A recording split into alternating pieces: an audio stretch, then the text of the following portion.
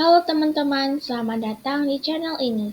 Pada video kali ini, kita akan membahas topik menarik, yaitu mengenai penerapan ilmu geografi dalam aspek sosial, mengenai poin, pola dan proses sosial, serta perencanaan dan rekayasa sosial. Geografi bukan hanya tentang peta, gunung, dan sungai, tetapi juga sangat berkaitan dengan kehidupan sosial manusia. Melalui geografi, kita bisa memahami bagaimana manusia itu berinteraksi dengan lingkungan dan bagaimana ruang serta tempat mempengaruhi kehidupan sosial di suatu wilayah. Bagian yang pertama yaitu pola dan proses sosial dalam ilmu geografi. Pola dan proses sosial merupakan dua hal penting yang dapat dikaji melalui pendekatan geografi sosial. Dalam konteks ini, geografi membantu kita memetakan dan menganalisis pola kehidupan manusia di ruang tertentu, serta memahami proses sosial yang terjadi di dalamnya. Pola sosial. Pola sosial menggambarkan sebaran atau tata letak kehidupan masyarakat di permukaan bumi. Itu meliputi pertama pola permukiman ini bisa tersebar, memusat, dan memanjang. Yang kedua itu pola penggunaan lahan. Yang ketiga itu pola mobilitas penduduk dan keempat itu ada pola interaksi sosial antar wilayah. Contohnya, di daerah pesisir, masyarakat cenderung bermata pencarian sebagai nelayan, sehingga permukiman mereka membentuk pola memanjang mengikuti garis pantai.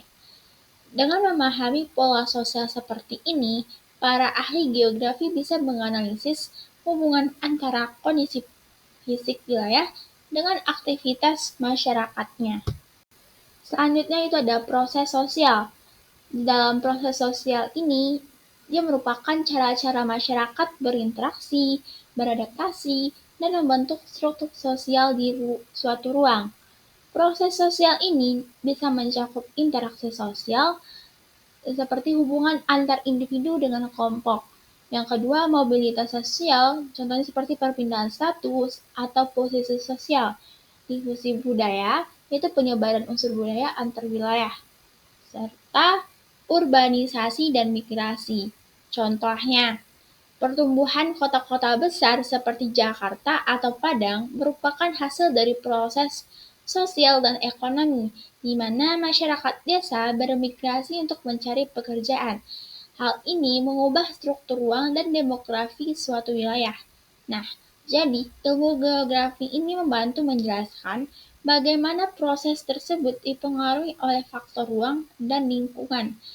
Dan sebaliknya, bagaimana aktivitas sosial manusia membentuk ruang geografi. Bagian yang kedua yaitu perencanaan dan rekayasa sosial dalam perspektif geografi. Geografi tidak hanya mempelajari pola yang sudah ada, tetapi juga digunakan untuk merencanakan perubahan sosial yang lebih baik.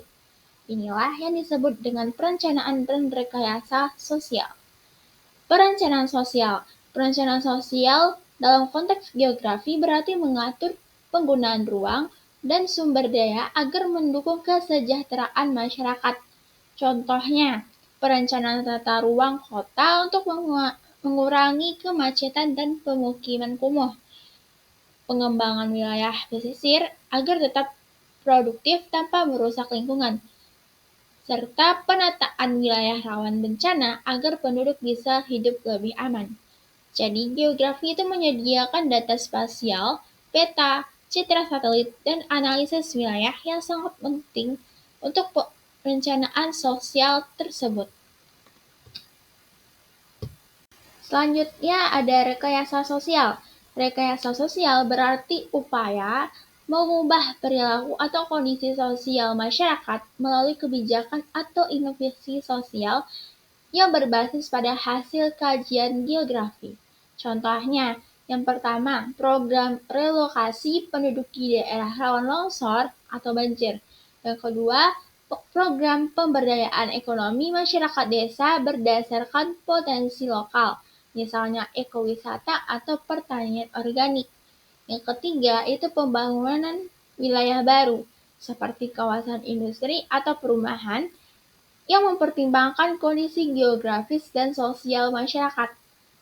Jadi tujuan akhirnya adalah membentuk tatanan sosial yang lebih tertib, seimbang, dan berkelanjutan antara manusia dan lingkungannya.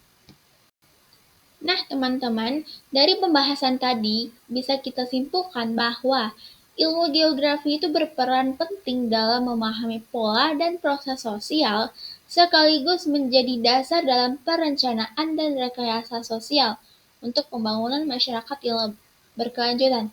Dengan memadukan analisis ruang dan pemahaman sosial, kita bisa menciptakan lingkungan lebih baik, teratur, dan manusiawi. Baiklah, hanya itu materi yang dapat saya sampaikan. Saya ucapkan terima kasih. Sampai berjumpa di video berikutnya.